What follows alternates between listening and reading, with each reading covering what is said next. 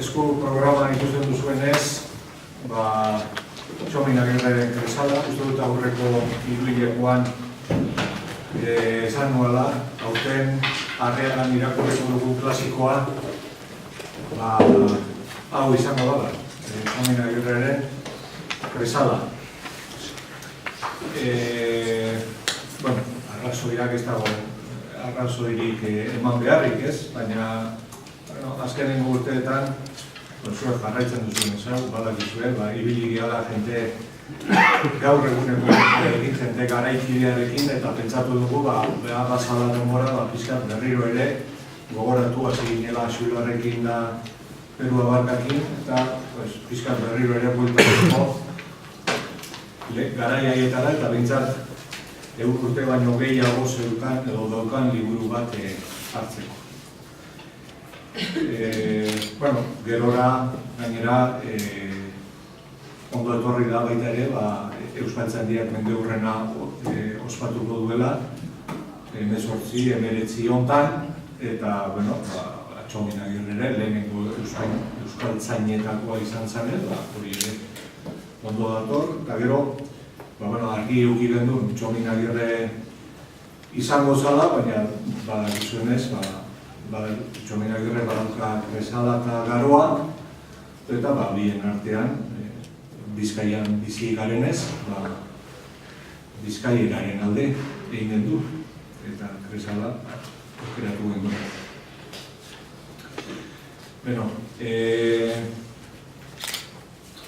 Gaur inauguratzen ditugu jardunaldi hauek, eta ekainean irakurketaren bezperan, beste 3 antolatuko ditugu estilo hontan.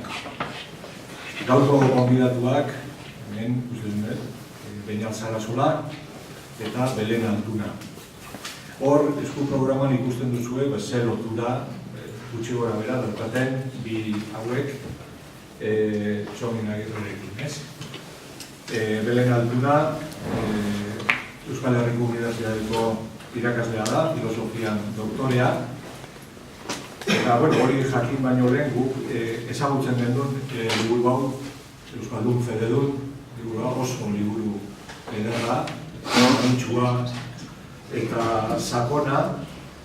Euskaldun Fededun kontzeptua, nola edo topikoa, estereotipo hau, nola sortu zen, aurrekariak, sorrera, ondorengoak, Euskaldun ona izateko modu baten historia, hau da, bere doktore tesia jasotzen duen liburua.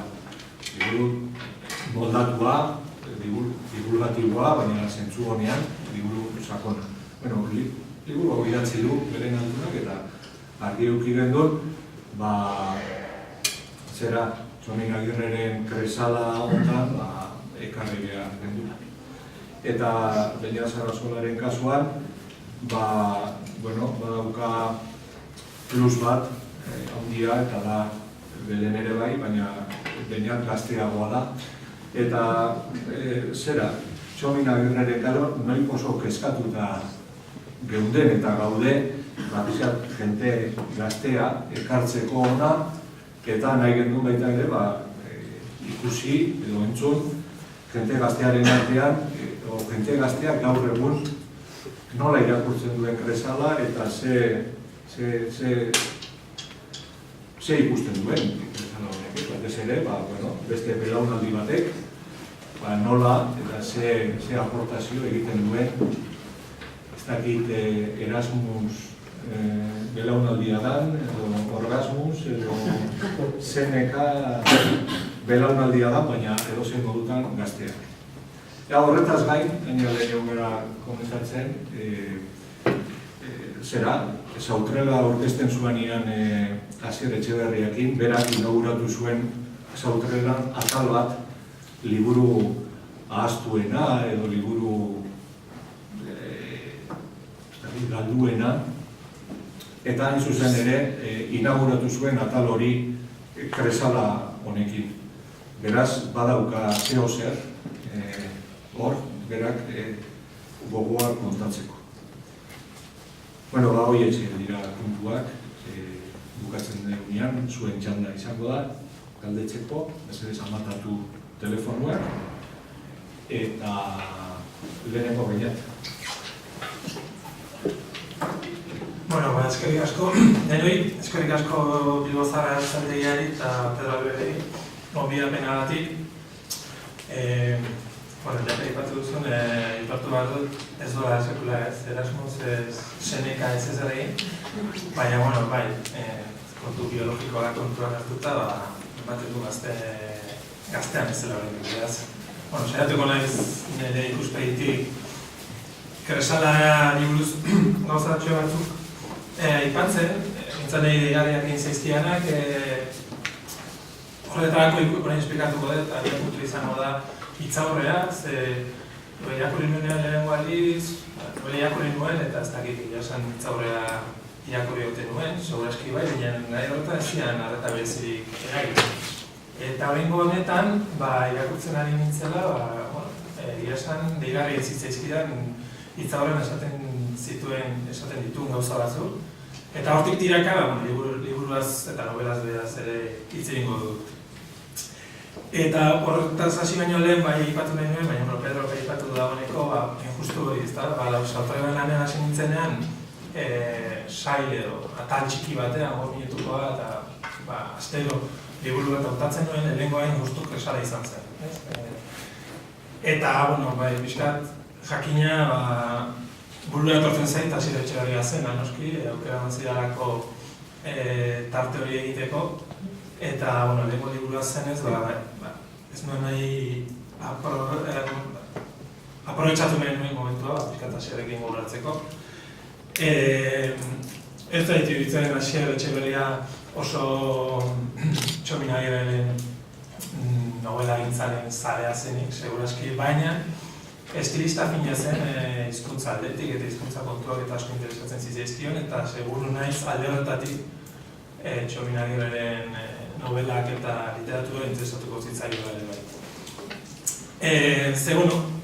Esan dut, segurazki zitzaioa gehiagien interesatuko Txominagirren novela gintza.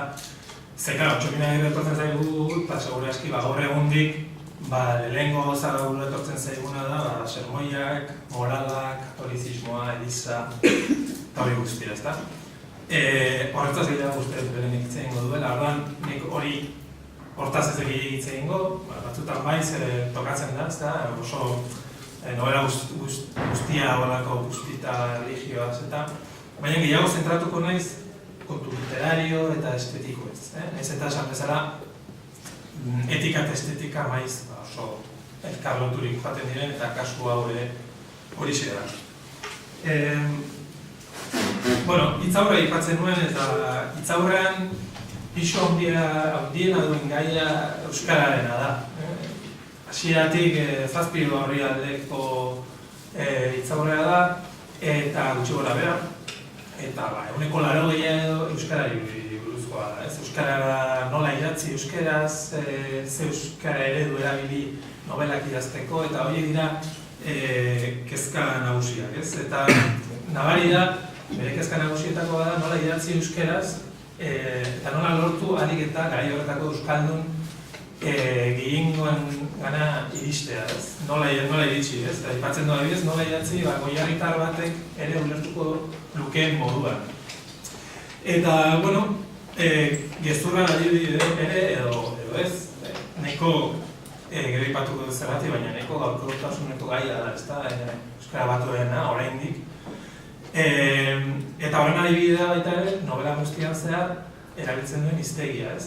Hiztegitxo bat edo osatzen du, oinoarekin, tarteka hitzak eta argituz, hitzen esan nahi argituz, eta gaur egungo novela batean hori zen nuke sekula ikusiko, baina hori ikusten da, badagoela kezka bat ulertarazteko, ez? Hizkuntza hori ahalik eta ulertarazena, edo euskaldun baten gana gerturatzeko, ez?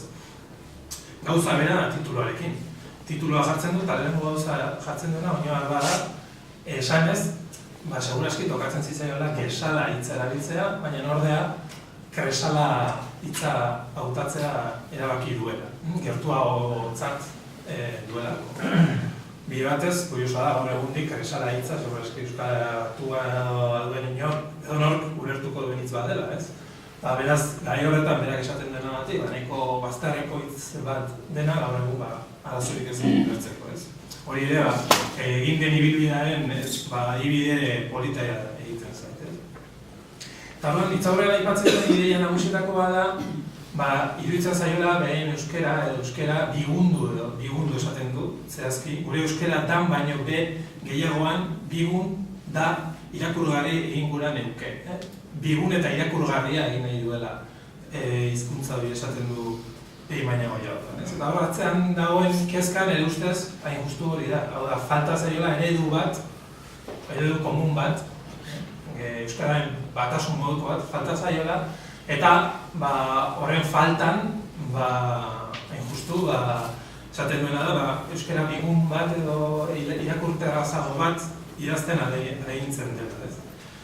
Eta horretarako ezinbestez edo aipatzen du dialektoek edo euskalkiek zerbait utzi beharko dutela biguntasun horretan eredu beharri horretarako.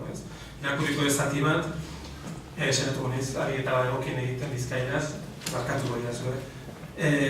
Holango herrietatik hartuko ditut hitz gogorrak bigunduteko egokizko erabatzuna. Norbaiteri txarto irudituko eteiakon bildurrez badabe.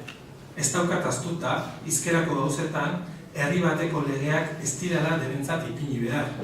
Baina bigungarriak diran ezkero eta esakera batzuk bigundutea ondo datorki egunean, ontzat hartu behar ditugula derintzu. Nire iritsiz, gure liburutxoak inok irakurriko baditu, zerbait gehiago orrazturik eta aldan guztia lehunduta argitaratu beharko dira. Ez dakit ondo egingo dotan edo ez. Inok erakusten badeuz lanbide gaiztoa darabiltala, itxiko dut laster neure arloa. Ez neuzkio neure usteari eutsi nahi, neurea dala eta besteri barik. Bez, horri ikusten argitagarri ez, idazkera lehuntzeko behar hori. Jakina, kasu honetan Bizkaia loturik aipatzen du, baina berak ere aipatzen du, gipuzkerak idatziko balu gauza bera egingo lukeela baita ere. Eta horren froga da, ikustu, garoa. Urte batzu geroago idatziko duen garoa, ikustu, horretan ere, nahiz eta gipuzkera zegoen idatzia, biguntzeko alegin hori ere egingo du Txubinagirrek. Eta hori nik uste gauza nabarmena dela, Txubinagirre beti lehen esan duen bezala, identifikatzen dugu tradizioarekin, mundu erligioso tradizional batekin, atzerako batekin ere seguraski, baina kasu honetan iruditzen zait, bere kezka hauek, bere garaiako oso modernoak direla, eta beste ideia oso aurrera zaleak direla. Eta hor, badela elementu interesgarria ikustea nola, gai horretan praktikan idazteko premiaz, euskeraz idazteko premiaz zutenek, nola ikusten duten ezinbestez gabezia hori dagoela. Eta nahiz eta gai horretan noindikan urte asko pasako ziren euskaratu egin arte, Txubinagirren kasuan garbi ikusten da, ez duela horrendik lanabez egokirik berak nahi duena lortzeko. Aprobetxatu nahiko nuke ere baita ere, hau esan da, eta dagoen lekuan egon da, itortza bat egiteko ere bai, eta torren lekutik etorrita, Donostiatik, ze uste dut, euskara baten historian ere, itortu behar zaila, Bizkaieraz idatzi duten idazle askori, Txubinagirre dago, baina burura etortzen zaita Azkue bat, edo geroago Luis Villasante bat, nola ikusi duten behar hori, batasunako behar hori, eta badakigu euskara batuen eredua ekialdeko euskalkiarekin loturik egon dela gehiago, eta uste askotan ez dugula Gipuzkoatik edo behar den bezala aitortzen gauza hori, eta usteterak irakaspen polita ematen digutela idazle hauek ikusteko zer behar dagoen, eta ze esfortzu egin behar den, eta segurazki guk geuk ere ekialdetik esfortzu gehiago egin beharko genukeela iruditzen zait batzutan. Lehen esan duen bezala, gaurkotasunezko gaia da euskara batu dain hau.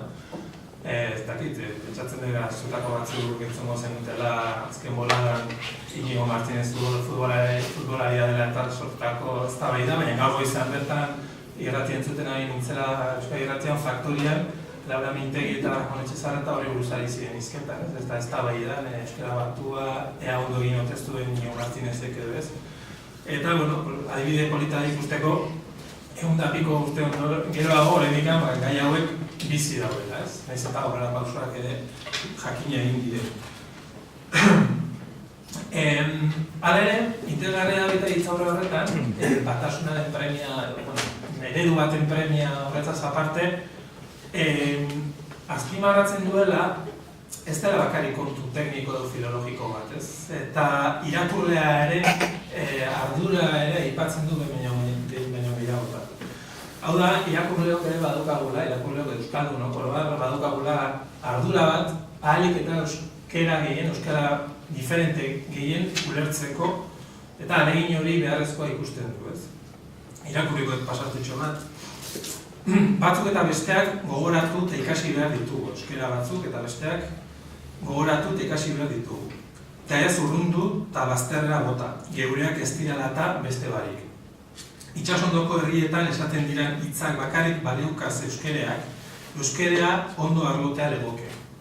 Goierrikoen ahoan entzuten diranak bakarrik baliukaz, elitzake oso aberatsa izango. Euskerea aberatsa da, baina bere aberastasunak toki batean esiturik ez dagoz. Euskal Herri guztian zabaldurik daukaz. Batzuk baso zugaztitxuen barruan, beste batzuk mendien hegaletan, txominaierre liriko agatzen zaigu noski, beste batzuk Kantauriko itsasoaren ertzean. Bizkaian legez Gipuzkoan, Gipuzkoan legez Nafarroan, Nafarroan legez Frantziako anaien artean. Alderdi guztietan dagoz oraindino euskararen sustraionak eta landara mardulak bere bai. Gorriñak kendu eta sustraionetik dagozen landarak lur batetik bestera aldatu, hori da guk egin behar duguna, ez? Hori da, nori batean, iruditzen zait, bere geroko generazioak egingo zuten, ez? Idazle batzu egintzat. Baina, edazik kasutan, hemenik, nik azpimarratu nahiko nukena da, ez dela hori, filologoen kontua gari batasunarena, ez egita euskaldun guztioena, ez? Esaten du jarraitzen, aitortuten dut, begin aurrean daukagun egia data, danok erabatean izkiriatutea askozaz dala garbi, hobe eta arrazagoa. Eta horren beharrean gagozala, hemen espezikoki azaltzen batasunarena. Baina nik badakit irakurleak eurak daukezela erruan diak. Parkatu baina holango egia dozini esan behar jako. Irakurlerik gehienak erbesteko izkira legeai lotu egiak dagozala. Euren agitasunak eta ezer ikasteko gogorik ezak ekarri eutxezala iluntasunik, nasterik eta okerrik handienak. Euskaraz ohitu izan diran izkiriakinde edo izkiriagile guztiak, ordu erdi baten ikasileik ez edo zeinek gure izan ezkero. Laskar eukiko dugu danontzat lege bat. Aldanik errezena, garbiena eta honena. Eta orduan ikusiko da irakurrien esate hori euren alperreria estalduteko akiakula bat izan edo ez. Bitartean Euskal Herriak aldizkariak, publikatzen zuen, Kresala publikatzen zuen aldizkariak, Euskal Herriak atxinatik darabilen izkirakundea operatu dut Kresala bentzat. Euskal Herrian agertu behar daben ezkero. Eta, bukatzeko kontu horretan, kontu niburuz, ustete lorpen handia dela, nik irakurri nuenean lehenengo aldiz Kresala, pentsatzen nuen, igual asko kostatuko zai, gaina Bizkaira idatzita dago, eta nik usten duena, baina askoz ere errazago irakurtzen dela iritzu zait hizkuntza aldetik. Eta uste hori ez dela bakarrikan Txominagirreren meritua, baizik eta eman zaigun ereduaren meritua ere badela. Ze uste gaur egun euskara batutik, euskara batu zabal horretatik, askotan uste baino askoz ere zabalakoa baita, ez duela ekartzen problema askorik Txominagirreren Kresala irakurtzea, ez da nire kasuan bezala Gipuzkoarra izan da ere. Baina, ez dakat denbora askorik eta orain kontu literario hau ez hitz egingo du. Baita ere, esan bezala hitzaurretik tiraka, esan duan bezala hitzaurraren zatia handiena horri buruzkoa da, euskarari buruzkoa eta kezka hauei buruzkoa, baina bukaeran oso laburki bada ere, aipatzen ditu bizpahiru kontu interesgarri literarioak edo bete-betean literarioak liraketenak, ez? Eta lehenengo elementua da errealismoak. Berak, nolabait aldarrikatzen du, kontatuko duen hori erreala dela, edo bintzat berak bere begiz ikusitako kontu ez hariko dela Arranondo edo Ondarroan, berak bizita eta ikusitako ez harituko dela. Zehazki esaten du, bertan agertuko diren, novelan agertuko diren gizon eta emakumeak ez dira neure irudimenak asmatu dituanak. Oso itxua ezpanago eta amesetan ezpanabil, bizi-biziak dira. Arranondoko sardinak lehez. Neuk ikusi ditut Arranondon eta edonok edozein itxaserritan ikusi daikez. Eta hau, egia esan, aitzindaria da, euskal literaturan eta euskal novela gintzan. Lehenengo aldiz azaltzen zaigun novela bat, argi eta garbi errealista dena, eta ez hori bakarrik, bezik eta hitzaurrean realismoaren aldarrikapen hori egiten duena. Baina, hau interesgarria ikustea, horrekin batera, gero gehitzen du beste parafotxo batean, beste kontu bat. Eta esaten du hor ere, nolabait, euskararen kasuan biguntasunak behar ziren bezala, hemen ere errealismo hori bigundu edo egin behar dela, ez? Horaxe esaten du. Euren alkarren arteko jarduna, pertsonaien arteko jarduna, be guztiz da egiazkoa. Gazgarau handiak kenduko deutsadaz baina. Nahi eta nahiezkoa da, zeren Tramanak eta Blixek, Tramanak eta Blix dira bi pertsonaia, irakurri baduzue, horratuko duzue, bi sardina saltzaile dira, eta esaten du zeren Tramanak eta Blixek oituten daben izketea bapere gozatu barik ipini ezkero, irudi hobeak egingo nituke behar bada, baina gaziegiak. Eta gauza gaziegiak ez dagoz behin bere ondo. Hau da, ben esaten diguna da Txominagirrek, errealismoa bai, baina ez gordinegia. Goxatu egin behar da, errealismo hori gauza gaziegiak kontatzea arriskutxoa izan daiteke. Eta horrek eramaten gaitu, errealismotik nolabait kostumbrismora edo ditura eleberrietara, badakigunez, ditura eleberrietan errealitatea da nolabait referentzia nagusia, baina beti modu idealizatzaile batean kontatzen da errealitate hori, eta dudari gabe hori da Txominagirreren kasua, eta hemen esplikatzen digut zergatik den hori. Hau da, azkenean arrazoi moral badago atzean, gauza gaziegia kontatzea ez da ondo, eta beraz hori ezin dugu kontatu. Eta gauza kontu horretan justu Txominagirrek egiten duena da, goxatu, ez berak esaten duen bezala, eta horretik pertsonaia momentu batean esplizituko izaten du. Arrandoko pertsona guztiak sakonean onak dira, moralki onak dira, esatzen du momentu batean. Ez eta Tramanak eta Blix tarteka, mi arriskutxo egia duten, baina sakonean dira onak, ez hori esaten du. Eta horrek kontrastatzen du jakina, garai horretako ez bakatu, mende batzuk lehenago frantziatzik zetorren errealismo baliotsuenarekin, ez? Eta hor, gogora ekarrezakegu Gustave Flauberten novela gintza, eta nola, bide batez, ez da kasualitatea, Madame Bovary ezagun denez, Madame Bovary epaitua izan zen, ez eta azkenean absolbitua geratu, Flauberten Madame Bovary novela, hain justu horregatik, leporatzen ziutena zen, errealismo nolabait gordinegi adierazten zuela errealitate bat, eta inmoralitatea edo bultzatzen zuela Madame Bovary irakurtzeak. Eta, justu, atzean dagoen idea hori xera. Nola, ze punturaino errealitate bat gordinki eta idazlearen juzgu morali gabe kontatzeak nola eragin dezaken horrek inmoralitatearen zabalkundu. Orduan ez da hori jakina Txomin Agirreren kasua, ze Txomin Agirrek garbi dauka, moralitatea gehiegi zabalduzkero, novela batean arriskutsua izan daiteke.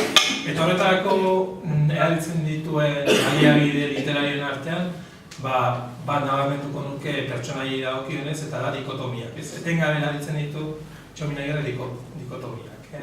Pertsonaia onak beti dauka bere antitesia, bere kontrakoa, eta segurazki horietan pertsonai nabarmenen horretan indianoa da. Irakurri baldin baduzue novela, indianoa nahiz eta Arrandoko pertsonaia izan, Ameriketan dirudun egindako pertsonaia da, eta gero itzuli denean Arrandondora itzuli da imoralitatez betetaz. Nolabait, diruzalea da, neskazalea, ez da bate katolikoa. Beraz, indianoa da nolabait kanpotik, nahiz eta bertako izan kanpotik datorren pertsonaia hori bertako komunitatearen morala perturbatzea nolabait, ez? Eta, Txomin Agirrekin justu, literaturen teorian tipoak esaten den hori, ez? Osatzen ditu pertsonaiak baino gehiago. Tipoak, pertsonaia tipologikoak, ez? Indianoena oso garbia da, baina denetari daude. Lehen aipatu dut Tramana eta Brish, eta Tramana eta Brish dira esan duen bezala, sardina saltzaileak, biak etxaituri daude etengabe, eta biek betetzen dute sardina saltzaileen topiko guztiak betetzen dituzte, ez? Lehen esan dut, ni gaizto xamarra dute, bira horretarako joera dute, eta ni goratzen naiz, ni donostiarra naiz, familia dezarekoa, eta goratzen dut oso ondo, nire familian berretxako sardina saltzaileen inguruan esaten zirenak oso antzekoak zirela, ez? Topiko horiek guztiak. Ez hori bakarrik, Donostiako kaiaren auzoari La Jarana ditzen zitzaion garai batean, eta bide batez, aipatu nahi nuke, Txomin Agirreren hildoan idatzi zuen beste geroagoko idazle donostia batek, Agustina Nabitartek, Donostia izeneko novelan, 1922ko novelan, baita ere aipatzen dituela sardina saltzaileak. Eta baina irakurriko dizuet Donostia novela horretako pasartxetxo bat ikusteko zehantzekotasun dauden topiko hauetan, ez? Kurrutako da pertsonaia bat, novela horretan, eta esaten du Agustina Nabitartek. Egia da Kurrutako nahi eta ere ez litzakela ibiliko Jaranako inguruan. Gizonek ez diokete ezer egingo, emakumeek ordea jan egingo lukete. Ikusi orduko destaina teixeak egingo zioten, xanko maskal aleri, txotx apaindu gura, hitzik ateratzen bazuen gordinak esan eta edukazio konturik aipatzen bazuen putzura bota eskumakila eta guzti. Kanpotar batek edo bestek zaplateko edarrak hartuak izan dira Jaranako neskekin, zurikerizko eta bestelako hitzekin aritzeagatik. Señorito Arraioak, karajo. Orduan, beste ohiturazko novela da Donostia, eta horrela azaltzen diren pertsonaia, tipoak dira, ez? Hau da, topiko, gizartean zabalduak dauden topikoak berrestera datoz nola. Eta novela modernoa zentzu horretan egingo lukenaz da injustu kontrako, ez? Topiko horiek zalantzan joaten, jarri. Itzak kasurik honenetan, ez? Indiano ipatu dut, lehen ere tipo argiena segurazki novelan bera da. Badakizue, Kresalaren historio nagusia edo Angel eta Mañasin arteko maitasun historioa da. Nahiko historio ahula da, ez da ari oso lodia, esan dezagun novelakoa. Segurazki espazialditik ere, espazio gehiago hartzen dute, Ondaro edo Arranondoren herria eta ohiturari eta pertsonaien inguruko iruzkinek, ez daukatenak zerikusirik, ez dute zertan zerikusirik izan behar Bilbe nagusiarekin, ez historia nagusi horrekin. Eta Indiano ere lehenengo aldiz orduan azaltzen da, 12. kapituloan azaltzen da, eta hasiera baten ez du baten historiarekin erlazia handirik izango duen, ez eta gero izango duen. Kapitulo horretan, bedar txarrak izena duenak, nahiko adierazkorki gainera, ikusten dugu indianoa beste lau lagunekin hizketan eta gaia euskera da, justu. Eta nolabait azaltzen dira lau pertsonai, bost horietatik lau pertsonai nolabait euskara ere gutxi ezten edo ibiltzen dira, esan ez, ja ez dela hezkuntza egokia lanerako eta lakotarako, eta itxas gizona izeneko pertsonai batek nolabait hartzen du euskara defendatzeko balana, ez? Baina interesgarria da, Txomin Agirrek lehenengo aldiz aipatzen duenean indianoa nola deskribatzen duen. Ikusteko nola, novela honetan, narratzaileak nola uzten digun argi eta garbi pertsonaia baten balio etiko edo juzgu morala zein, ez? Hola esaten du indianoari buruz. Bizardun baserritarra beste bat, indianoa, esaten gutxien, Ameriketan aberastua, ez erredarik eta ez euskerarik ezekien mutilzarra, zaren ahaztu egin jako bata eta bestea ez eban ikasi. Baina bere buruari asko eritxon arro handia, siniskorra eta sinez gaiztokoa. Beren esakera nastau, mordoio eta gazbakoak gauzarik adjutu eta zapalgarrienak legez astiro esaten zituak. Hori da, indianoaren lehenengo deskripzioa. Eta gero hortik aurrera, novela guztian hartzen duen rola edo horixe da. Justu, izango da, saiatuko dena, diruz, Mañasirekin ezkontzen, eta Mañasi eta Argeleren arteko maitasun historio hori nolabait zapuzten. Ez eta gero, jakina denez, eta rolako nobeek eskatzen duten moduan, bukaera ona izango den, zoriontsu izango den bukaera, ez? Eta kapitulu horretan ere, nahiko esanguratsu da, euskerari buruz ari direla, bukaerako partean, euskararen gai horretatik pasatzen dira fedearen gaia, ez? Eta, modu berean, itxas gizonak leporatzen dio indianoari ez dela aski katoliko, ez? Eta hori ikusten dugu, kapitulu horretan argita garbi, nola euskaldun eta fededun, Heleneko hori esplikatu biztu ziurazki duto, oso loturik dauden novela honetan baita. Bueno, esan dudan bezala, ze denbora asko geratzen, indianoa horretaz aparte diruzalea ere bada. Eta horrela azaltzen da, nola gai horretan diruzaletasuna eta nolabait industrializazioak eta kapitalismoak ekartzen zuen mundu hori ere, kasu honetan, novela honetan, negatiboki azaltzen den, ez? Indianoak dirua hindu Ameriketan, dirua erabiltzen du, eta argi eta garbi geratzen da, novela guztian zehar, hori neko arbuiagarria dela. Gainera, alpertzat ere jotzen da indianoa, dirua du, baina alperra da. Eta gainera ez denez katolikoa, imaginatu ez delako pertsonaia den, ez? Hori pertsonaien ingurua, baina gero badago, beste pertsonaia ez dena, itxasoa litzatekena enbata, ez? Enbatak funtzio importantea du novelan. Hiru aldiz azaltzen da, itxasoko enbata, eta narrazioaren ibilbidean momentu garrantzitsuak markatzen ditu. Hasiera enbata batekin hasten da novela, justu ematen du Angel eta bere kideak hili geratu direla enbata horren ondorio, baina azkenean ikusten dugu beren burua salbatu dutela. Novelen erdialdean edo badago kapitulu bat, Kitolis, segurazki kapitulu ezagunena, edo antologietan eta gehien aipatzen den kapitulu horixe da, eta hor, historio buruazkia da novelaren barruan, eta kontatzen da nola baita ere beste naufragio baten historioa kontatzen da, historio tragikoa. Eta bukaera aldean, novelaren bukaerako azkeneko biraketa ere bata baten bueltan gertatzen da, Angel eta Mañasiren arteko baitasun historia tarteko, ez?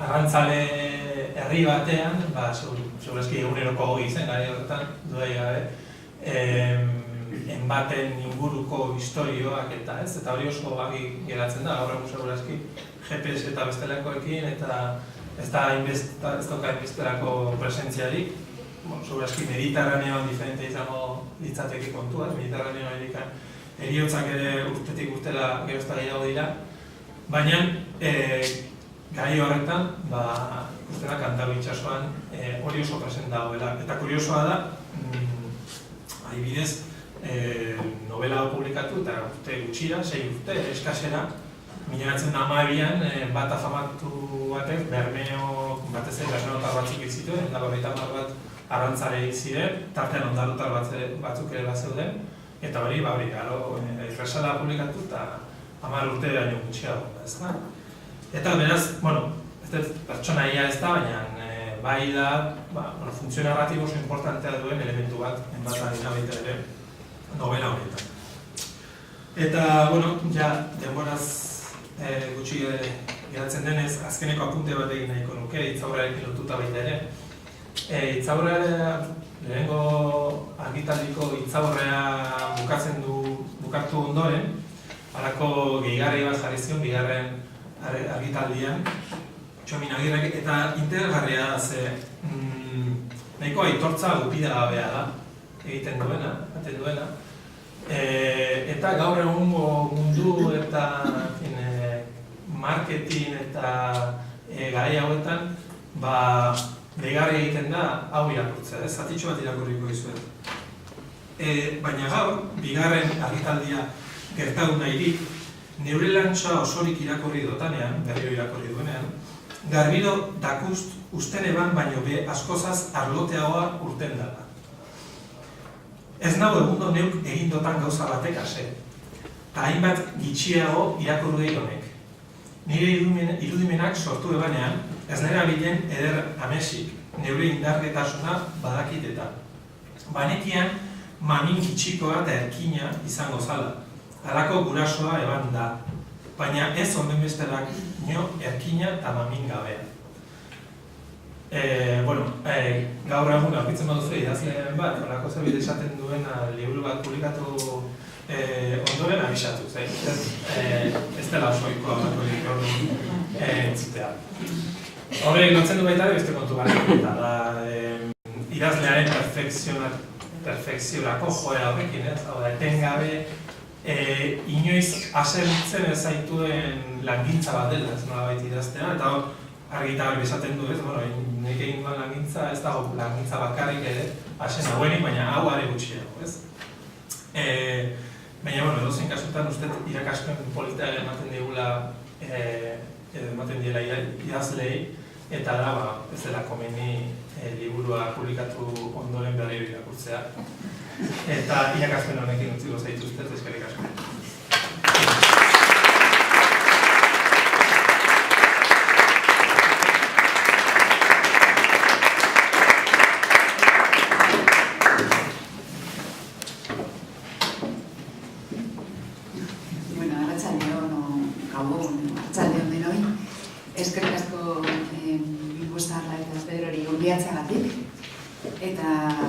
Aukera emateagatik ere niri kresala irakurtzeko, egia esan duela urte asko irakurri nuen, o gainetik irakurri nuen garoa, baina kresala ez neukan irakurrita orduan plazera handia izan da irakurtzea.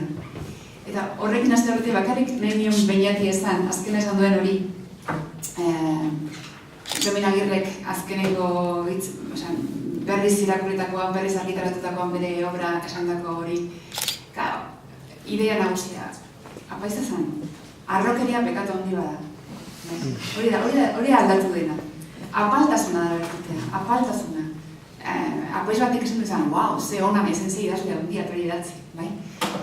Apaltasuna da bertutea, arrokeria pekatua. Eta orduan, orain desagertu dena, ez da ideia hori pentsatzea, gaur egun pentsatzen dugu, zure lanaz arro sentitzea, eta nahiko bertute batzu baditu nire horrela. Hori adieraztea publikoki ez dagoen, ez da pekatu. Biraentzat bai, pekatu handia ditzatek eta arrotasun arrokeria buruz hainbat pasarte ditu, ez pekatu handia den hori. Nik esan dut, gozatu dudala irakurtzen. Iasan, nire Zarauztarra Gipuzkoarra naiz eta Bizkaia espresio batzuk pixkat gozatu zaizkit, baina benetan ze euskera aberatsa daukan, da placer bat hori ikusteaz. Eta ze ritmoa daukan nire askotan. Naiz eta bainatik esan duen bezala, argudioa den nahiko konbentzionala, eta maitasun historia, nik esineko maitasun historia ere dituko, Mañas eta Angel behin hitz egiten dute elkarrekin, behin, eta gauza utxales, noski esola gauza rosakonez, eta ja, ala, gana hola ez, eta daude beste parejak ere Josepa eta Artobero, ere behin hitz egin, eta ja, eskontzeko eskatzen dio, etxerako, izkuzu gure etxerako. Ez dago erromantizismorik, noski, eskatzen dionean indianoak ere eskontzeko Mañasiri, esaten dio, hau da nire dirua, ez dakizen bat erreal dauzkat eta eskontu direkin. Gana hora da, ez, behin hitz egin da baitere, gana... Ordu, maitasun historia da, zentzun Mañasik maitasun bat erakasten delako, ez. Baina, historia nahiko konbentzionala den arren, izkera da indartsua, plazerra ematen duena. Ze ondo erabiltzen ditun puntu komak, eta esaldi lerrokadak Txomin Agirrek, ez? Bakarrik, pasarte txiki bat irakurriko izue, berak esan du bezala, historia azten da ekaitz batekin, eta beraz denak lurrean dauden danak eskatuta daude, itxasoan dauden bere zenideak itoko ote diren, nogonik aterako ote diren, eta bukatzen da ere beste ekaitz handi batekin eta beste naufragio batekin eta hainbat hildakorekin itxasoan, ez. Eta bukaera horretan Angelen txalupa ondoratzen denean, Angelek bere aita hartzen du gainean eta itxasoan mantentzen dira salbazio datorri arte. Eta orduan horrela jazten dut Txomin Agirrek, ze polita, ze indartsua den. Ordu bi osoan ibili izan gure gazte umankorra bere gurasoagaz zamaturik. Itxaso azerratuaren erdian, bakardenerik itzalenean. Izatekorik trebe, zail, soli eta zimelen, ausardi eta gaitasunik handienean. Atuna baino azkarrago, izurdea baino gogorrago, balea baino adoretsuago. Ona eta horra, gora eta behera, aspira eta salera, ekin eta otoitz, arren eta igeri, zaiatu eta esetxi. Bagen erditik bideak edegiaz, ekatxari betondo beltza ipiniaz, gezala galantu iruntziaz, ahotik birikak boteaz, neketik indarrak atera guran, ur barruan must egin beharrean, ur gainean arnazarik hartu ezin da, eriotzeagaz burruka, bernadaka, besadaka, ukabilka, noiz etengo, noiz lehertuko, noiz amaituko, noiz ondatuko, baina irme beti burua gora ebala. Horrela ez. Indarra dauka, ze ondo iratzeta, plazara maten duen, ustez, beraz, irakurri ez duzu eroi, irakurtzeko gomendioa nola ez gure partutik. Bueno, Pedrok esan duen bezala, nik nire aspaldi, nire bizitzaren hainbat urte pasan dituen, euskal sermoi eta eskuizkribu zaharrak irakurtzen eta hau txartean galduta zeuden eskuizkribu pila bat irakurtzen. Funtsean ziren, 18. mende bukerakoak, 19. Hau, badakizu idatzita dago, 1900 da hasieran, duela 100 urte. Nire ikerketa etzen horren beste iritsi 20. mendera, baina gauza bera kontatzen duen, ez? Euskaldun fededun identifikazioa nuen desetorren. Eta Euskaldun, beraiek esan duten bezala, Euskaldun fededunen zoguazko testurik adierazgarriena, garbienetarikoa da Kresala edo Aroa, bere bi novela hundiak, argi eta garbi hor ikusten da zer esan nahi duen Euskaldun fededun horrek, ez da. Gogoratu bera apaiza zela, bagea, Zumaiako monja Karmeldarren ikastetxean kapila lanetan ibili zen 30 urte baino gehiagotan, tradizionalista, karlista, eta bat. Eta orduan, bere apaiz izate horrek noski dena egiten duela. Apaiz batek idatzita da, hori ez da asko. Oso euskaltzalea den apaiz batek eta trebetasuna daukana hizkerarekin eta ohitura ondo jartzen dakiena. Bai, itxaz herrietako ohiturak Kresalan eta bai Artzain eta Basaretaren bizitza garoan, ez. Zer da Euskaldun fededun adierazten den hori, ez? Bazen nahi du, Euskaldun izatea ez dela bakarrik euskeraz hitz egitea, euskeraz bizitzea, horako zen, Euskaldun izatea dela ez dela golenik eta katoliko petropetua izatea, ez. Eta gure azabazarren ohiturak, moraltasuna, bizitzeko modua, jainkoari eskainitako, jainkoaren beldur eta jainkoarekiko zintzo den ohitura horiek jarraitzea dela. Itxaz arrantzaren ohitura tradizionalak, baserriko ohitura tradizionalak, euskeraz eta beti ere abaleari apaizari jarraituz. Orduan, gauza bat eta bestea bertua daudela. Euskara galdu ezkero, eta ikusten dugu behineatik esan duen bezala indianoa eta beste pertsonaiak euskara ja zabarra hitz egin dutenak, kanpora joan direnak, Ameriketara edo Gaztelerrira joan direnak eta ja galdu dutenak euskara ere fedea galdu dute, o aldero ez fedea galdu dutenak euskara galdu dute, bizitzeko ohitura bizimodu tradizionala galdu dute euskara eta fedea, eta dena batera dijoa, hirukote hori batera dijoa, hori da euskaldun fededun. Eta orduan, deigarria da, edo urte bakarrik pasa dira gutxi gora bera. Seminarierrek narratzen duen bizimodu horretatik onuntza, edo urte. Asko da, gutxi da, zakit baino, impresionantea da ikustea zenbat gauza aldatu diren. Hiru gauza horiek, euskaldun fededunek batzen, hain modu estuan batzen dituen hiru gauza horiek, katolizismo estua, moraltasun tradizionala, bizimodu tradizionala eta euskera, ez dira desagertu, inondik ere ez da. Adibidez, arrantzale bizimodua, berak planteatzen duen Ondarruko, Arranondoko arrantzale bizimodu hori, ez da desagertu, hendi badaude arrantzaleak, ez da, Ondarru, espero dut, badaude ez, bai. Euskera ez da desagertu, ez, hementxe gaude. Fedea, katolizismoa ere ez da desagertu, oraindik fedeen asko daude, euski gure artean. Zer da, duela 100 urtetik ona, hemen kontatzen den bizimodu erretratu horretatik ona, galdu edo irauli edo desagertu edo nola esan, ahuldu desegin dena. Desegin dena da, nire ustez, hirukote lotura hori. Hiru gauzak, euskera, fedea eta bizimodu tradizionala, elkarrekin joan behar dutenaren ustea. Bat galdu ezkero besteak ere galduko dinaren ustea.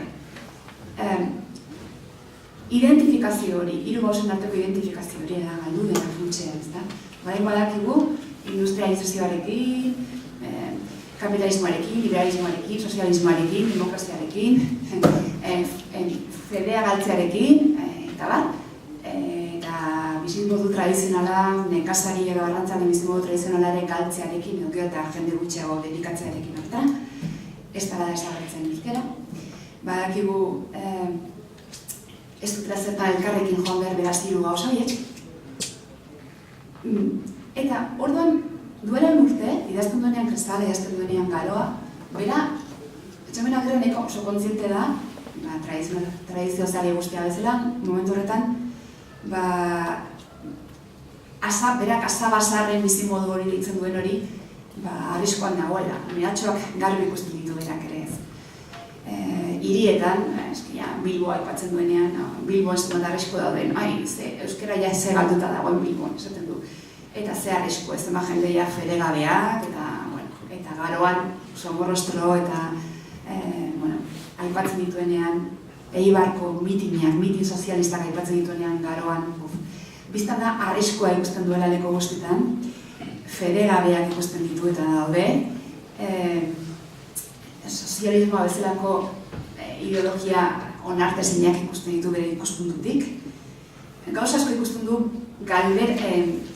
galtzeko, tradizio hori galtzeko gauza asko ikusten ditu. Iraultza askoren lehenengo pausoak aurre ikusten ditu, arrisko hori ikusten du. Niri behigarri egiten zait, beste, ikusten dituen arriskoen artean,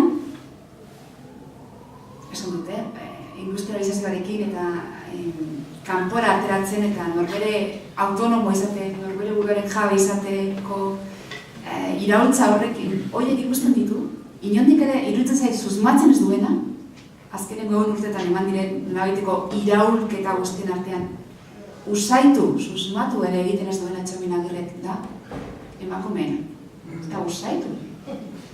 Usaitzen du fedea galtzeko arriskoa dagoela, jakina, usaitzen du bizimodu tradizionala galtzeko arriskoa dagoela, nola ez? Ez duena inondik ere usaitzen da, ez da bakarrik gizonezkoa autonomia horren eske eta Elizako agintarien aurrean altzatzen dena, baizik eta emakumeen eta feminismoaren iraultza guztia ez du inondik ere susmatzen. Entzako, egun urte hauetan pasaden guztia, hasierak daude hemen, eta beldur hori dago osaskoena, baina hori zuta usaitu ere egiten ez. Eta noski, pertsonaia femeninoa, zere mainazi, da, erabat, lau-laua, ez da, elizko eta etxekoia. Eliza eta etxea, eta eliza eta ez dago, ia, zer gehiago bere, bizitzaren eski. Eta bainatik esan duen bezala, oso pertsonai prototipoak edo dikotomikoak agertzen dira. Ez berak aipatu kapitulo hori dela ideologikoena, liburu osoan dela belartxarrak, ez? Esan duen bezala, 5 gizon hizketan dabiltza naztan zutik, eta 5 horietatik 4 dira belartxarrak, bat armaduna, dagoela kontrabandoa galerazten dauden soldaduetako bat edo dena, noski erdalerrikoa eta euskaraz ez dakina noski, soldadu hori. Gero, indianoa, berak esan du, Ameriketatik etorria, euskaraz erderaz dakiena, en fin. Bilbotik datorren oialak saltzen aritzen den bat, eta buruarina, eta horrek ere ez dakia euskaraz, nola ez?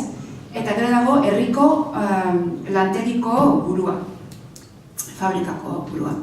Hori ere, dagoera bat ergalduta, eta beraz fedea galduta, danaztako bere handikoa dako, noski. Eta 4 horien aurrean, itxasgizon euskaldun petopetoak, zintzoa, noski eta bizia, izugarrizko bronka, izugarrizko herri, eta ematen die 4 horiei, eta esaten die, horretarako onak zarie, baina ez Eliza Doniarentzat eta Euskal Herriarentzako. Sinisterik ez daukien gizonak, hizketa, ekandu eta erakuste gaiztoak ekarri ohi ditue herrietara. Beste aldetik barriz, gure hizkuntza, ohitura eta izateko eraren arerio diranak gure areriotza dauzkagu. Erbestetik ekarririko hasiagaz, hemen ernetako bedartxarrak zariezuek. Esaten dien, bedartxarrak zariezuek. Eta bukatzen du kapitulo hori beinatek esan du, baina oso politiritzen zait espresioa, ez? Orduan, indianoak, esaten dio itxasgizonari, itxasgizon euskaldun peto-peto honi, zu abaleakaz abaletuta zagoz. Apaizarekin apaiztuta, ez da. Abaleakaz abaletuta. Eta besteak, itxasgizonak indianoari. Eta zu, abereakaz aberetuta. Animaliakin animali bihurtuta. Itz joko hori polita da. Abaleakaz abaretuta edo abereakaz aberetuta. Eta izan ere hori da gizakiaren ikuspegia ematen duena. Edo zaude abalearekin abaretuta, apaizen itxurara egina, eta apaizen esaneko, eta jainkoaren beldur noski, edo beste alternatiba da, erabat dena fedea ustean, moralare ustea, hizkuntza garbia ustea, dena ustea, ohitura zintzoak ustea, eta beraz abereo animalia antzeko izatea. Ez dago, erdibiderik, dikotomia hori da, o abareekin bat egin da, edo animalien abereen modura jatxita ez. Eta orduan, ondarroa edo Arranondo, bere erretatuan da, noski, erabat abareakaz abaretuta dagoen herrian. Esaten du, Arranondon ez dago bihotz gaiztokorik Arranondotara bada. Gure arrantzaleak, aurpegi beltzeko gizonak, esku gogor eta hizketa zakarrekoak izan arren, guztiz bihotz xangurekoa dira. Berak esan duen bezala, Tramana eta Briz direla herriko saltzerarenak, eta ahoa, erresegia daukatenak mila, lotxagalduenak, hoiek ere ez dira intxarrak.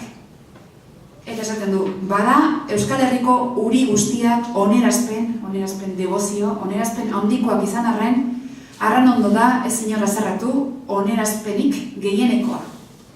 Eta orduan, erakusten digu zer dan, fededun hon bat izatea, duela uste bere ikuspegi egiteko ez. Egunero mesatxo bat entzutea, iluntzean errosarioa errezatzera joatea, jai egunetan zer esanik ez. Eta, klaro, halako bizimodua edukita, itxasotik bizimodu aterata, imaginatu, oraindik dramatismo gehiago eta aukera gehiago ikusteko, ohartzeko, jainkoaren esku daudela beti. Ze jainkoak erabakitzen du, noiz dagoen ekaitz txar bat, noiz ondoratuko den itxasoa, noiz salbatuko den eta norrez. Eta orduan, imaginatu, ekaitzarekin hasten da novela, ekaitzarekin bukatzen da. Daude dana beldurtuta, zer egiten da halako ekaitza dagoenean? Ateratzen dira herriko umeak, ikastetxeko mutitxoak, kalean zehar. Oial zati beltza aizeratuz, eta hasten dira noski erreguka jainkoari eskean, garbitokiko alimentzat eskean, garbitoki purgatorioko alimentzat eskean, eta itxasoagaz burruka gogorrean ebiltzan gurasoentzat zeruetako aitari arren egiten. Dena joaten dira elizara, dena jartzen dira auspez, urdori bat auspez, erreguntzen jainkoari noski denak onik buelta daitezen. Kasu horretan, hasieran onik bueltatzen dira, azkenik bueltaitzen ez. Eta urte osoko ohitura bueltatzen ditu ez, Garizuma, Gerazte Santua, udako festak eta bar, Garizumako egunak ziren antxobatarako eta txartelerako egunak. Antxobatarako eta txartelerako egunak. Zutako batzuek jakiko zertzen txartela, beste batzuek ez, kontatuko izuet. Txartela. Urtero, Garizuman, herritar guztiak, joan bertziren, dotrina esamina egitera abadearekin, apaizarekin. Aztete bezalako galdera erantzunak, ezta? Zein da Eliza amaren bete berrak zeintzu dira amaraginduak, eta bar. Orduan galdera erantzunak. Eta bazekinari, ondo erantzuten zekinari, txarteltxo bat, papeltxo bat ematen zioten. Eta beraz, txartel hori eduki behartzen lortzen gauzetako. 19. mendea hasieratik dago gutxienez dokumentatuta ohitura hori, txartelarena.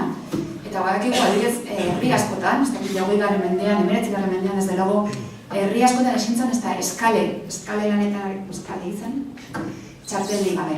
Beraz, dotrina zenekiela eta urtero apaizaren aurrean dotrina errepasatzen zenuela konfirmatu gabe. Esaten du Txomin Andere.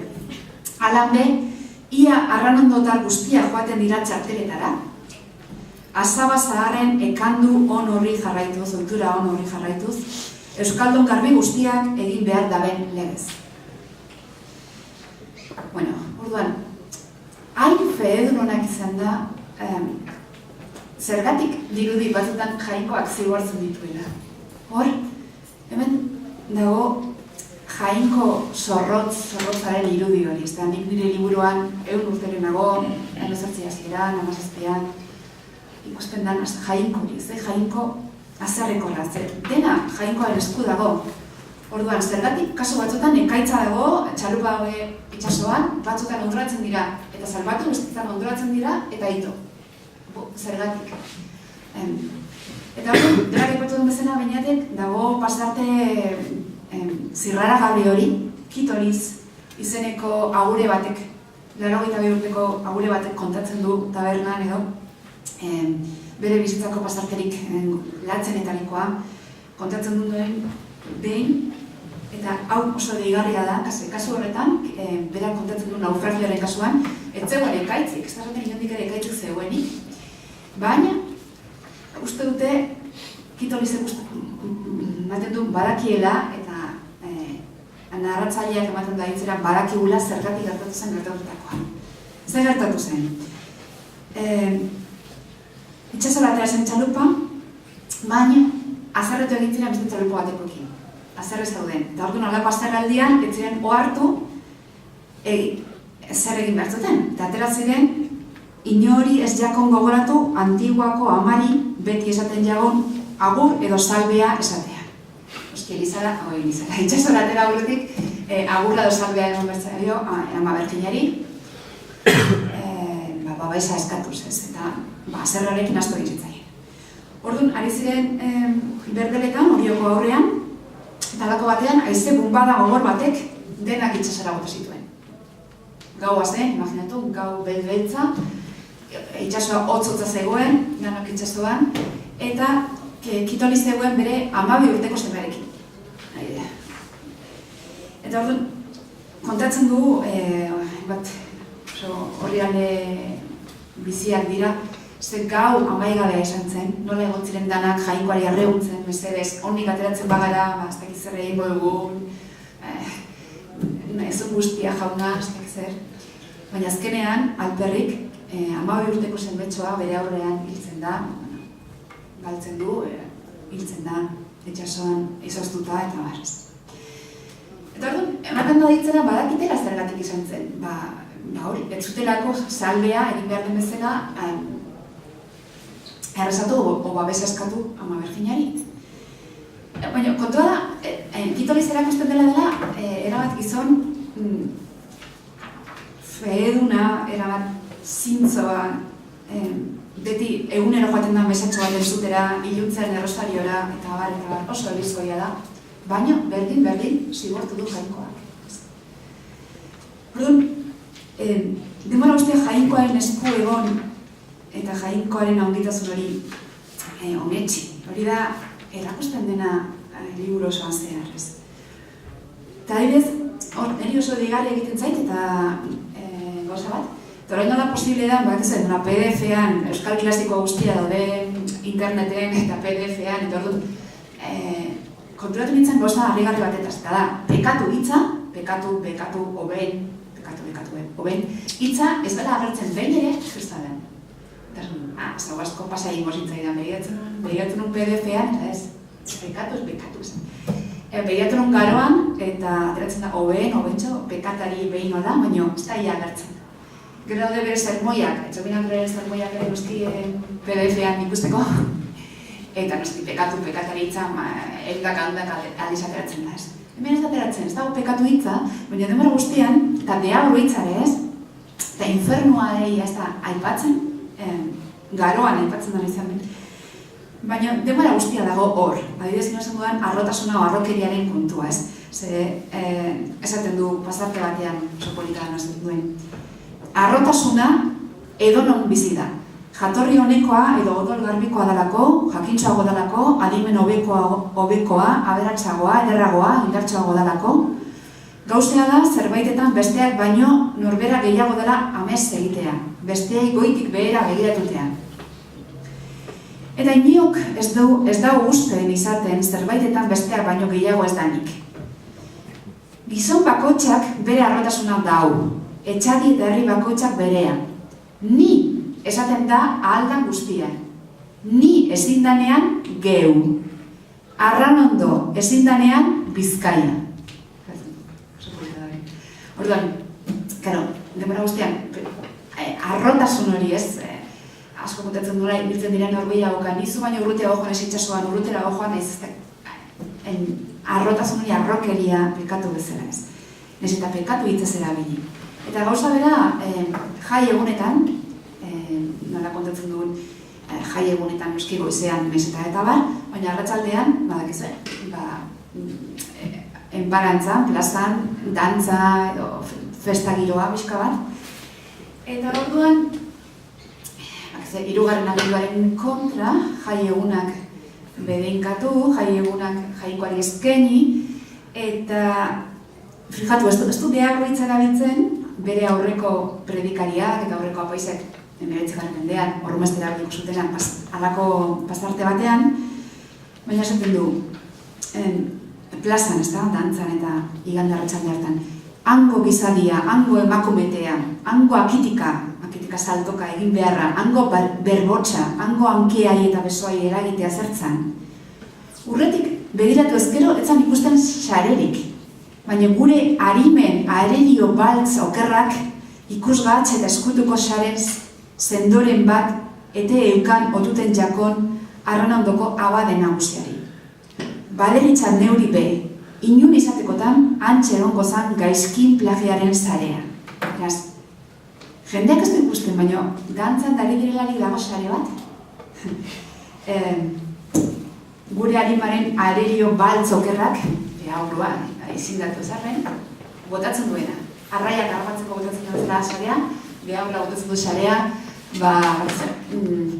zeigarren aginduaren kontra, tentazio batean erortarazteko herritarrak, feedunak, eta sare horretan arrain pekatari asko biltzeko ez.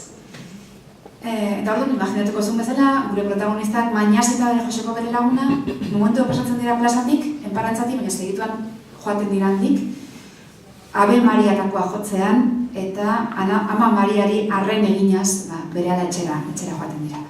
Angel, mutila aldiz ez da agertu ere egiten, zertarako, ez du beharrik ez. Itxasoa eta etxea da bere bizitza. Eta, esan duzuen bezala, 20. mendean daude eta aererioak, sare hori botatzen duten aererioak leku askotan ikusten dira. Eta pasarte oso esanguratsua da, hauteskundeak daudela. Momentu batean, Bilbotik, ez dugu ondo esplikatzen, Bilbotik ere etortzen dira Patxi eta Peru hautagaiak Madrilen legegile izateko. Gorte nagusiak berregitera doaz, eta beraz, herriko gizonezkoek hautatu dezakete, bere txartela eman, boska eman, Patxi eta Peruren alde, eta orduan, hor ikusten da, Agirreak nola ze beldora dian horri. Zer gertatzen da orduan halako hauteskunde giroa dagoenean? Akabo herriko pakea. Lehen ondenak harmonian bizi ziren, eta orain etxaitu egiten dira guztiak. Batzuk Patxiren alde, besteak Peruren alde. Eta boska eman berden, txartela eman berden egunean, hasten dira gizonezko guztiak elkarren artean eztabaidan, ukabilka, makilka, arraioka, kaskarrekoak, sudurra usteak, izugarri. Eta orduan idazten du Txomin Agirrek. Gauza txar asko asmatu ditu gaizkinak. Berriz ere horreko agutea aurretu gaizkinak. Gauza txar asko asmatu ditu gaizkinak gure arimak galtzeko.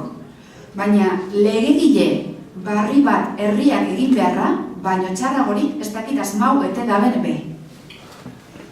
Beraz, karo, da zatiketa, guk pluraltasuna dituko genioke pluraltasuna behartzute gisa berak esan du. Danak apaizari jarraitu beran, danak bat eginda, harmonian bizi beharrean, politika gintza modernoak, liberalak, lehegileak aukeratu beharrak eta ekartzen du, beraz, azerrea eta herritarren artean. Hau, politika garaikidearekiko mesfiantza ikaragarri hau, Elizaren kontra joate hau, oraindik askoren nabarmenagoa da garoan, irakurtzen garoan, bukaeran, Eibarren ematen den mitin sozialista horren transkripzioan, impresionantea da hor, ze ironiaz ez ize kasetrufa egiten dion Agirrek sozialismo hasi berriari ez, oso deigarria da. Hemen ez dago rumeste, eta beraz, egun urte pasa dira, berez diot, euskara aldetik, eta baita nerbio eta erritmoaren aldetik, nire ustez oso txalogarria da novela hau. Eta balio da ikusteko den urtetazten gauza aldatu diren. Eta batez ere, ikuspuntu dikotomiko hori, gizakia, pentsastetik, egon daitekela bakarrik abadeagaz abadetuta, edo bestela abereakaz aberetuta, pentsatzea ez dagoela beste biderik, ez dagoela moraltasun laikorik edo euskera, fedea eta ohitura, azabazarren ohiturak bat izan dutela, banandu daitezkela, independentea direla, autonoma direla, eta ez delago pertsonak ere autonomak direla emakumea barne, erdibide hori abadeakaz abadetuta eta abereakaz aberetuta, erdian badago zerbait, ez da, gizakia, gizabanakoa, bere buruaren jabe izaten zaitzen den gizabanakoa, hori, erdibide hori zerbazko da, neurri batean, ondeako txarrako, azkenen behun urte hauetako nolaiteko konkista, o erdi konkista, azken esan dut. Eta, hemen uste dut jan jarduna.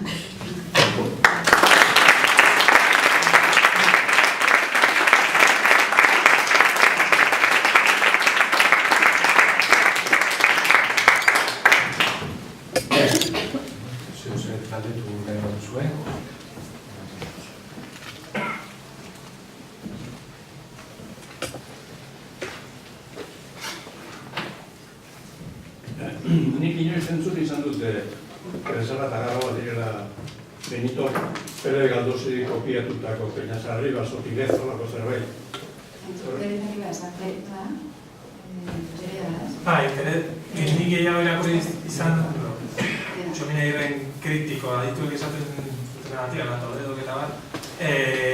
Bai, Perezaren eredua da gehiago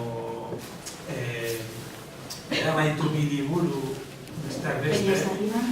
Bai, bat justu mendiko historia batean girotua eta ez da itxaso girokoa. Eta esaten dut ez, horren moldaketa edo Euskal Herriko kasulek hartzea dute da, baina bere da itzateke, referentzi. Ez beretan.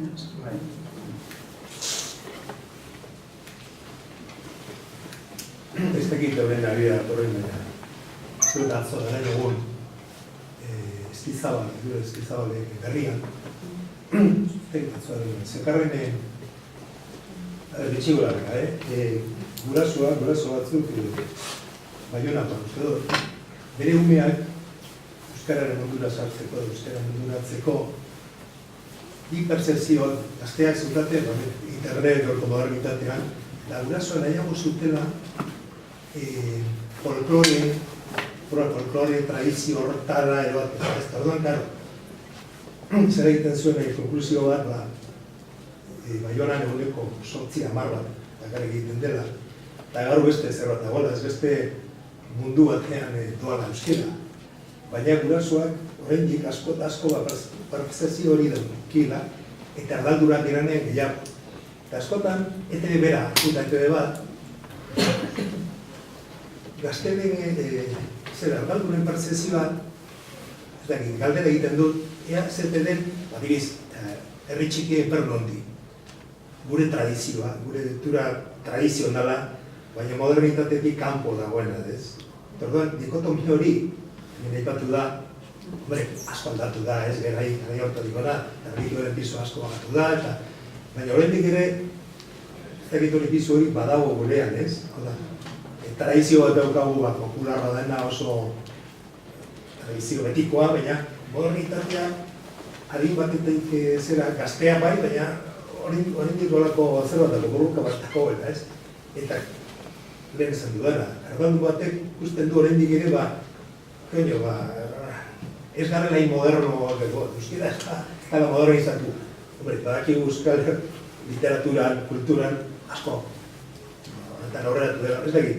Pertzepzio hori nola ikusten duzuen, beste garaian zen erlijioa, dikotomia hori, ez da. Baina orain dago hori, modernitatea eta tradizio hori, ez. Bai, nik ere ez nahiak hori Eskizabaldena, baina bai, nik ere hori ikusten dut. Folklorismoa aipatzen denean, eta aipatzen ez dut, askotan gehienak erraldunak direla askotan. Justu euskararen irudi folkloriko horren bila egitzen direnak, eta hori koherentea da. Oda, justu aipatu dut txominak ere eta euskaraz bizi denak edo bizi nahi badu erosotasunean ezinbestez gainditu behar dut folklorismoaren esparru hori. Zer bestela oso mugritza zaio mundu hori. Eta norbeten ebali badu euskeraz gaur egon mundu garaiki honetan bizi, ezinbestez esparru harik eta gehienetara joan beharko du euskeraz. Eta horren gainditu beharko du folklorismo hori.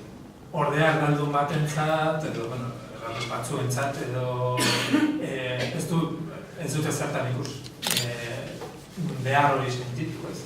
Eta askotan gertatzen da baita ere, hori, uste askoz ere oso zaigula irudi itxi euskalduntasunaren irudi itxi folkloriko eta problematiko bat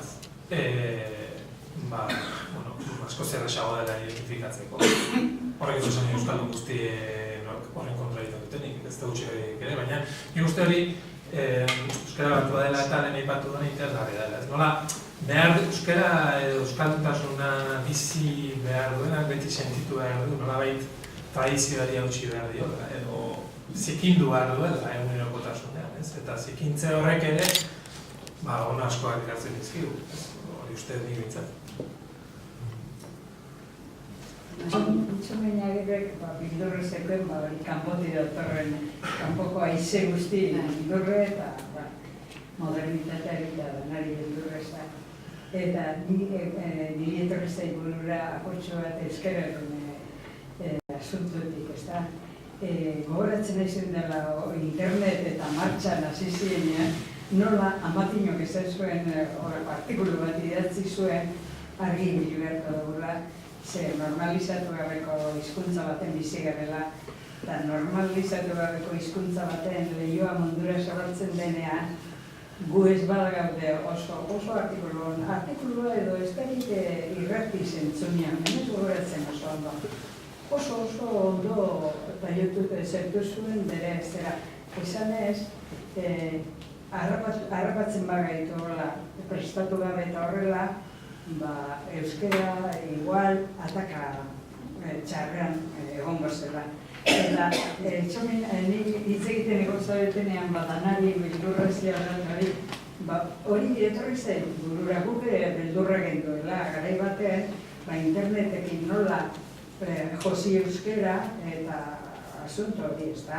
Eta normal ikusten nuen apur bat, txominak irroen zerere, aize berriari bildurra beti izan. Ez ezagunari bildurra. Ez hori izan nahi nuen, ez da. Agondino ere nik ez dutela ikusten, hain prestatuta gaudenik munduko lehioari aurre egiteko ez dakit. Zuk esan nahi duzu ibuprofeno gehiago batu behar du. Ez da, lehioa zabaldu eta pulmonia erratu. Bueno, bai, egia da, euskara jalgiari mundura hori, jalgiari mundura, ez dugu, mundu modernora, mundu garaikidea, eta esan nahi du bere arrisku edo kompetentzia guztiarekin, nola ez, instrumentu guztiekin. Euskal telebista bat nik gutxi ikusten dut, askotan jartzen dudanean pelota dago, pelota eta pelota eta pelota. Da,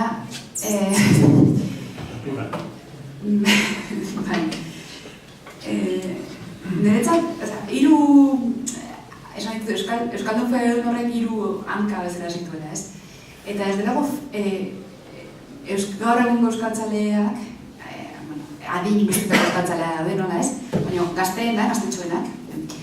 Ez delago, gehienak fedearen hanka hori erabat galdu dute.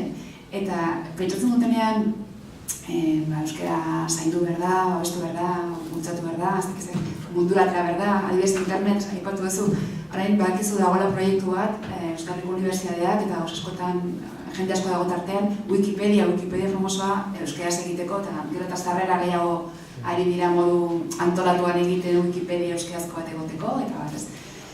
Daude alako iniziatiba ekimen pila bat horren inguruan, baina iruditzen zait, gaur egungo gazteak, euskaltzalenak, euskara folklorearekin neurri batean lotzen dutela, o folklorearen berriztapen bat ematen dutela, eta gustatzen zaiela kombinatzea, egitea gaur zahar berriak edo, hola, baina aldiz fedea, erlijioa, gaur altxako balitz Txomin Agirre, eta orduan bai izango litzatekela, proba de fox. A ber, Txomin Agirre jauna, zertzera gehiago, feedu, apaiza edo euskaltzalea. Fedea desente galduta dago gure artean, oso galduta, egia esan konparatuz izan dena mendeetan zehar. Baina euskara, zure garaian, baina hobeto esango nuke, nintzat hobeto mundura aterago euskara batuarekin, bainatek estatzen bezala.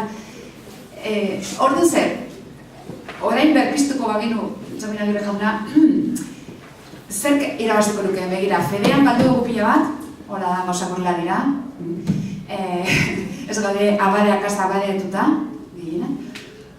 Baina euskera, esente, irabazi dut behintzat, instituzionaldetik, hizkuntza ofiziala da, babes ofizial pila badu, jarraitzaile asko ditu, euskara batu da azkenean, horren beste mendeetan zer lortu da euskara batu bat egitea, ez dakize, hizkuntza literarioa da, zientifikoa da, telebista bat dauka, batzutan pelotaz dagoen kate bat.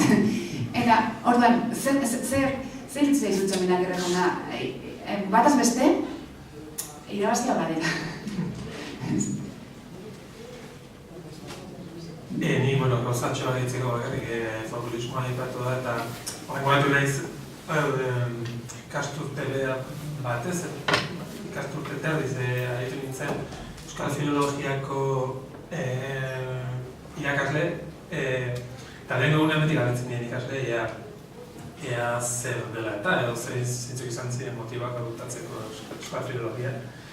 Eta ez batek ezpi, lehentek aipatzen zuten, euskera hizkuntza zaharra zala eta mantendu behar zela, eta motibo hori aipatzen zuten Euskal Filologia hartzeko, ez? Alde batetik pentsatzen nuen, bueno, gauza asko pentsatzea da zuk Euskal Filologia ikasita, hortan asko egingo duzunik, ez? Igual egunerokoan euskaraz egitea eta ondo legoke hortaz aparte, baina kasi egiten ziren, edo kurioso egiten zitzaidan, gaur egundik ere gazte batek nola duen sentipen hori, ez batek bakarrik, asko, euskeraren babes behar hori eta horregatik Euskal Filologian izena ematea, ez? Eta, egia guk beraz, euskeraren kontu honetan eta, orain ikan pixua bat dut, euskeraren egoera eta horrek, guztia, gazteengan.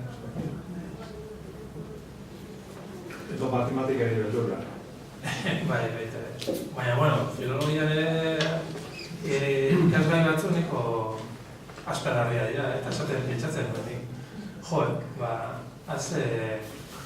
Hau da, gozabala bizitza ez disfrutatzea, baina esatea, nekea hartuko dut euskara salbatzeko eta lau urte zegoen izan bikarrera bat ikasten, badu meditu. Ezkeroetik ere, percepzioa badago horregendera joan da, erregioak kanpo utzita. Karlista herri bat garela, eta beharrezko dugula izatea, liberalismoak, behar badago percepzio hori, ondatu, ez? Ondatzeko zer bat, dagoela, bide bat hortik, eta hori nabaritzen doa idean, Karlista dinot, tradizi bat, korea beste zentzuk zer batean, ez? Horren zera badago lehendik ere, uste.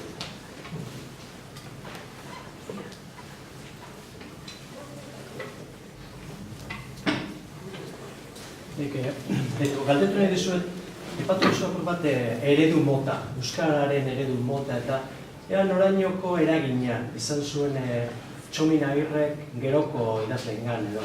Estilistika, estiloan eta hizkuntza motan. Ni ez adituak kontu hauetan, baina bai pare bat. Bai esan dizu, lehen anabitarte aipatu dut eta bai da Txomin Agirre nolabait ohiturazko nobela gintzaren lapurtekoa edo euskal literaturan, ez? Eta referentzia hori bat literari hori, ez? Hizkuntzaletik ez dut ipatu, baina lehen esan dut euskara batu hori egin gabe ez zegoen eredurik eta hori azaltzen da hitzaurrean argi eta garbi. Eta interesgarria da, alde horretatik ere berak egiten duena egoera hori gainditzeko edo gutxi asko arazoa estaltzeko edo eta da justu bi liburu, hiru liburu idazten ditu, baina bat bi bizkaieraz eta besta gipuzkeraz idazten du, eta nola iritsi ez daukagunen eredu komun bat harik eta euskaldun gehienen gana, kasu honetan bi dialektoz idatzita, ez? Eta nik uste horre irakaspen polita dagoela, ez? Lehen esaten du, berak esaten zuen hori, ez? Euskalduna saiatu barriala harik eta euskera gehienen ulertzen. Eta, euskararen moldeari dagokionez ez dakize punturaino eragin duen Txomin Agirre, baina bintzat keinu horretan erakusten digula bide eder bat, ez? Gaur egungo euskaldunei ere, euskal idazlei.